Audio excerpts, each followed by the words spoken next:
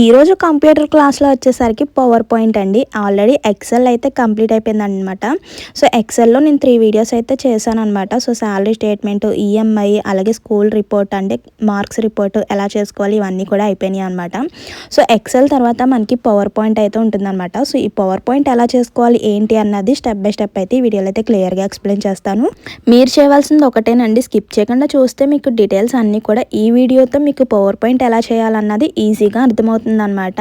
And మర్చిపోవద్దు, చాలా మంది వీడియో చూస్తున్నారు కానీ లైక్ చేయడం లేదండి. Please do like, share and subscribe. కొత్తగా ఛానల్ చూస్తే సబ్స్క్రైబ్ చేసుకోండి. ఇలాంటి మంచి మంచి ఇన్ఫర్మేషన్స్ అన్ని కూడా మీతో షేర్ చేస్తూ ఉంటాను. ఇంకా లేట్ చేయకుండా పవర్ పాయింట్ అంటే ఏంటి, అసలు పవర్ పాయింట్ ఎలా చేయాలి, సో అసలు ఏమేమి చేయాలి, ఎలా చేయాలి ఏంటన్నది నేను క్లియర్గా అయితే ఈ వీడియోలో అయితే చూపించేస్తాను. ఇక్కడ ఆల్రెడీ ప్లే అవుతున్నాయి. ఇవన్నీ కూడా నేను ఎలా చేశానో మీకు ఎగ్జాంపుల్గా చేసి అయితే చూపిస్తాను అనమాట. సో పవర్ పాయింట్ ఫస్ట్ వచ్చేసరికి మనకి న్యూ షీట్ కావాలంటే Ctrl+M నొక్కినా సరిపోతుంది, న్యూ షీట్ వస్తుంది. లేదంటే మీరు పైన కనిపిస్తుంది న్యూ స్లైడ్, ఇది వచ్చేసరికి మనం స్లైడ్ అని అయితే పిలుస్తాం అనమాట. MS Wordలో పేజ్ అని ఎలా అయితే అనుకుంటున్నామో ఇక్కడ స్లైడ్. సో ఇక్కడ న్యూ స్లైడ్ అని అయితే కనిపిస్తుంది అనమాట. సో దానిపై క్లిక్ చేసినా మనకి న్యూ స్లైడ్ వస్తుంది. లేదంటే Ctrl+M నొక్కినా కూడా మనకి న్యూ స్లైడ్ అయితే వస్తుంది అనమాట. సో ఇక్కడ మనం టైటిల్ ఇచ్చుకోవచ్చు, ఏదన్నా computer, basic computers, MS Word, Excel అని ఇలా మనం టైటిల్ ఇచ్చుకోవచ్చు అనమాట. ఆ టైటిల్ ఇచ్చిన తర్వాత మనం హోమ్ పేజీలోకి వెళ్ళి, మనం MS Wordలో హోమ్ పేజ్ ఉంటుంది కదా, ఇక్కడ కూడా మనకి పవర్ పాయింట్లో కూడా మనకి హోమ్ పేజ్ అయితే ఉంటుంది అనమాట. సో హోమ్ పేజ్కి వెళ్ళిన తర్వాత బోల్డ్ అంటే థిక్నెస్ చేసుకోవచ్చు, అలాగే ఇటాలిక్ క్రాస్గా పెట్టుకోవచ్చు, అండర్లైన్ చేసుకోవచ్చు, దాని యొక్క ఫాంట్ స్టైల్స్ మార్చుకోవచ్చు అండ్ కలర్ కూడా మార్చుకోవచ్చు అనమాట. సో ఫస్ట్ మనం ఇచ్చిన టైటిల్ కన్నది ప్రజెంటేషన్ నీట్గా ఉండాలన్నమాట. పవర్ పాయింట్ అంటేనే అక్కడ ఇచ్చిన ప్రాజెక్ట్కి మనకి ప్రజెంటేషన్ అన్నది నీట్గా ఉండాలన్నమాట. కౌశలం వర్క్ ఫ్రమ్ హోమ్ జాబ్స్ వచ్చిన తర్వాత మనం ల్యాప్టాప్ ఆర్ కంప్యూటర్లో వర్క్ చేయాలి కాబట్టి ఈ వీడియో అయితే బాగా యూజ్ అవుతుందండి. సో వాళ్ళకే కాదు, మీరు ఫర్దర్గా ఏదన్నా జాబ్ చేయాలన్న వాళ్ళకి కూడా ఈ వీడియో బాగా యూజ్ అవుతుంది అనమాట. సో కంప్యూటర్ నేర్చుకోవడంలో తప్పేమీ లేదు. సో స్కిప్ చేయకుండా వీడియో ఫుల్గా చూసేయండి. ఇంక ఇక్కడికి వచ్చేసరికి నా పేరైతే ఎంటర్ చేశాను కదా, సో దీని యొక్క ఫాంట్ స్టైల్స్, సైజు ఇవన్నీ కూడా నేను సెలెక్ట్ చేసుకుంటున్నా. ఇవన్నీ కూడా మనకి హోమ్ పేజ్లోనే ఉంటుందన్నమాట. సో ఇన్సెట్లో మనకి షేప్స్ అంటే టేబుల్, మీరు అంటే ప్రాజెక్ట్ అంటే మనకి టేబుల్స్, అలాగే చార్ట్, ఇవన్నీ ఆప్షన్స్ కూడా ఉంటాయన్నమాట.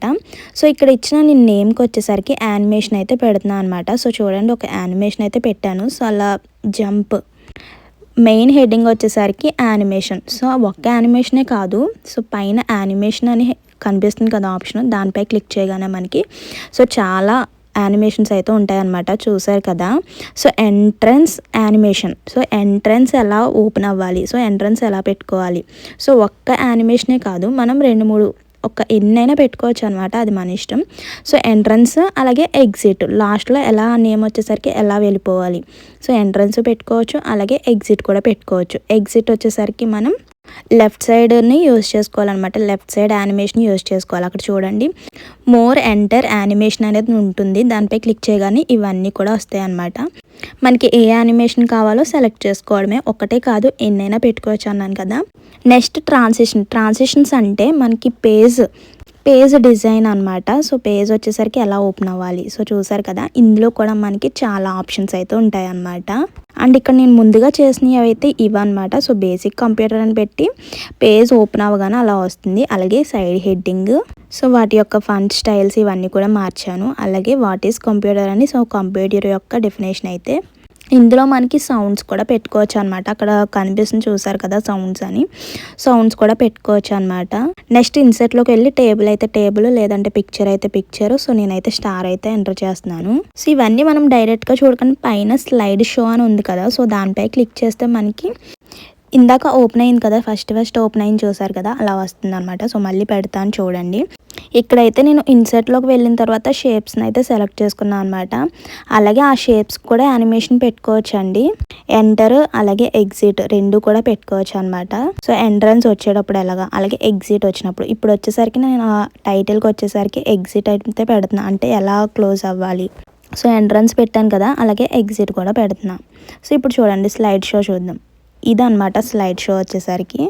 సో ఎంట్రన్స్ అలాగే ఎగ్జిట్ ఇలా మనం రెండు యానిమేషన్లు కూడా పెట్టుకోవచ్చు. ఇదన్నమాట పవర్ పాయింట్ వచ్చేసరికి ఈ రోజుతో మనకి ఎక్సెల్ అలాగే పవర్ పాయింట్ రెండు కూడా కంప్లీట్ అయినాయండి.